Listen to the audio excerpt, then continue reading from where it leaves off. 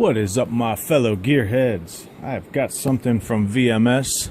These are something new I want to try. I've heard some good things about them. This is going in a C6. These are lowering bolts, and there's a cool feature about these bolts. There's actually two features that I like in particular. The first being that the bolt threads are made from stainless steel. So hopefully this thing in a normally driven vehicle will not have any issues with rusting. So let's pop this thing open and see what's inside. The second feature I like about these bolts, the reason I wanted to give them a shot, is that the ends of the bolts have this pivoting action. The factory ones is like a real thick piece of rubber. The polyurethane aftermarket ones, the rubber pads end up splitting, and then you have metal, a steel metal washer basically rubbing on an aluminum control arm, and it creates a pocket. You know, I've seen tons of that kind of stuff. I'm not sure what material this is. It almost feels like a plastic, you know. So I'm going to give these a shot. This car actually is too low right now. I think it has the factory bolts that have been cut. Normally when you pull them apart, they always fall apart. So I'm going to replace them with these lowering bolts, but actually raise the vehicle up slightly. You know, you'll have a wide range that you can get adjustment out of them. All right, and one other thing I want to point out.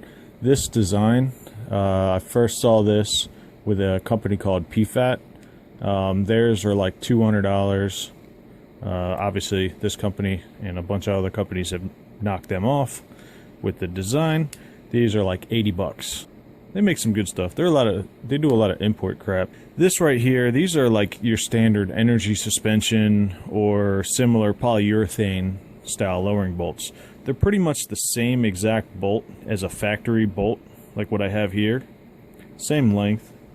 It's just that there's no rubber coupler on the bottom, and then they come up with these rubber sleeves. So really, you should be able to just buy this rubber end, take your stock bolt, and rewrap the bottom if you wanted to do that. However, these have kind of an issue. As you can see from rubbing on that control arm, it actually rubbed through. This polyurethane rubber was actually hanging off, you know, halfway on the thing and half off when I took it out of the car. This is what happens after, I don't know, 10,000 miles. I see this a lot. This is basically what a stock bolt looks like. So when someone cuts the bolts, they'll usually pick a spot, usually like the second sandwich. It's almost like an Oreo, and if you cut it right in the middle here, you'll have this right here. So this will drop it down significantly. Not quite as much as a full-on lowering bolt can. Obviously, this one can go all the way up, and the control arm will ride here. That's why we have these. You can set them at a good height, and this being a pivoting action, it won't wear through. Technically, this should stay put on the control arm as the control arm moves up and down. Time will tell. I'm going to give these a shot, so stay tuned and we'll see how they go.